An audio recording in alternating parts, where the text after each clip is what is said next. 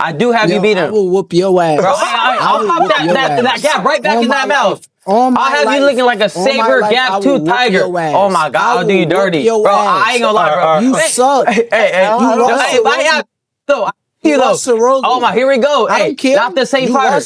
Hey, not the same fighter. Not the same. Hey, when I put a beat on you, what are you gonna say? When I put a beat on you, what are you gonna say? I was there. Hey, no, when I put a beat on you, I'm talking about you. You got no power. You got no power. And you lost, and you still scare him to this day. Oh no, you. Bro, I'm gonna knock that gap right back in your mouth. I'm gonna knock that gap into your mouth again. Hey, you fix the teeth. You fix the teeth. But I'm gonna knock that right again. It's your bam. It's Shakur's time right now. Let's do it. Hey, this is like back in the days, right? It's the biggest fight right here. No, I thought you was bigger than this, bro. You know I'm not big. Wait, why do you think I was big? God, oh man. Wait, good luck. Shakur Stevenson didn't wait a second. Before the hype even cooled down, he jumped on a live interview and sent a direct warning straight at Ryan Garcia. He's right there. Shakur Stevenson, let's go. Let's run that. Hey, I want to be a great champion, and I'm not scared of. I fought Devin Haney. I'll fight Shakur Stevenson. I'll fight anybody. Let's go. You know, Shakur Stevenson, Ryan. Shakur Stevenson was on our DAZN broadcast earlier, said he's levels above you right now. What do you think of that? The thing is, like, you got to have some type of punching power to get me off you, because it'll be a different style, and I'm not going to hit him light. Nah. Every time I'm putting it on him, you know? I want that fight. Shakur, let's get it. I see you. Hey, I like the hat. You look fly, but I want that work. Let's get it. Let's make it happen. Tone, cold stare, no emotion. He basically said if Ryan really wants that fight next, he's not just getting outboxed, he's getting stopped. And he said it like it's already written. See Shakur versus Ryan. I think he wiped the floor with him. You know, I don't think Ryan gonna be able to hit Shakur like Barrios. Barrios was right there to be hit. Barrios was too slow. Barrios didn't have no game plan. He followed them the whole fight. And Shakur is not going to be that fighter to be hit on. What made it intense? No shouting, no wild trash talk, just quiet confidence. The kind of energy that feels calculated, like he already replayed the ending in his head. What can we expect from a fight? We're very fast. You're going to see people that are quick back and forth.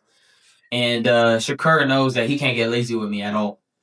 That's why, like, he was looking at me right now and goes, ooh, you're not even big. I'm like, bro, you were scared if I was big? That's crazy. Like, that's what you were scared of? All right. So I got a little glimpse on what he was kind of worried about. But size don't win fights at all. You seen that today. Mario was bigger than me. But I was quick. Meanwhile, right after beating Mario Barrios, Ryan didn't act satisfied. No long celebration. No safe answers. He grabbed the mic with adrenaline still pumping and called out Shakur immediately. He talked about exposing the boxing genius label and proving that speed shines brightest under pressure. What happens in a Shakur fight? How does it end in your opinion? Decision, knockout? We'll hit him with a body shot, he's done. Why the body shot? He can't take his body shot. We already know. Really? Yeah, and he doesn't have a better jab than my son. My son has an awesome jab. We beat him in the amateurs, okay, with the jabs. When Ryan was young, Ryan was only 16 years old. But he qualified 17, 18 with Shakur. Shakur was on that level. So if you're within 2 years, they're going to put you in that category. Okay? And I said, Ryan, we didn't know Shakur. They didn't know us. But I said, you know what, Ryan, let's work on that jab. And Ryan was doing that beautiful jab. Pop, pop, pop. I said, okay, that's what we're going to work on. Let's start off there. Contrast feels cinematic. Shakur talks like a surgeon predicting damage. Ryan talks like a storm demanding the biggest stage possible. Oh, I'm open to all those, you know, whatever.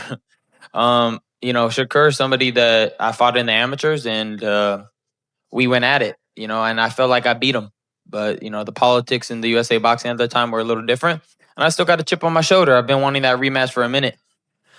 Hopefully we get it. And, you know, when my hand heals, I'll be looking for that opportunity first. One promises precision. The other promises chaos. And if this becomes official, it's more than just a fight. It's a collision of styles, pride, and psychological warfare at the highest level. Oscar, apologies if you've already been asked about these two opponents, but what do you think a fight with Shakur Stevenson looks like? They talked about fighting each other next. What do you think that fight would look like? I love the fight. I mean, look, there's so many options there for Ryan now. Everybody wants to fight him. Everybody wants to dethrone the pretty boy, you know. And now that he has a world title, everybody's after him. So yeah, I think it's a matter of just regrouping, let Ryan rest, and he'll make his decision. But then the mood shifted fast. When Henry Garcia stepped in, it wasn't a calm victory speech. It was years of frustration pouring out. The moment he shut down the rumors and called certain stories fabricated, you could tell this wasn't just about boxing. This was a father defending his son's name in real time. Ryan's been doing testing his entire career. He's fought for interim titles.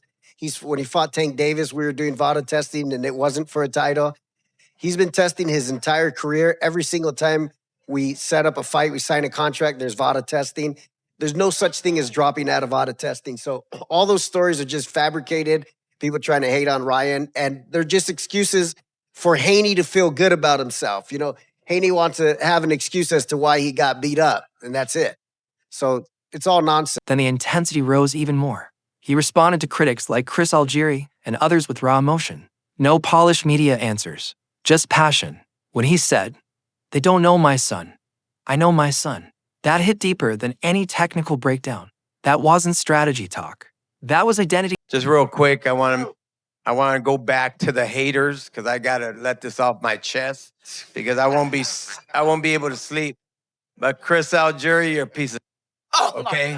I'm sorry, you and your corny ass partner, okay, not believing in my son. Sergio Mora, I ran into him and he said, "No, your son made me a believer, so I'm not gonna go too hard on him." Okay, Robert Garcia, weird man. Oh, my son can't go over 6 rounds. Sorry, dude. They don't know my son. I know my son. Okay? And every father should know their son like I do.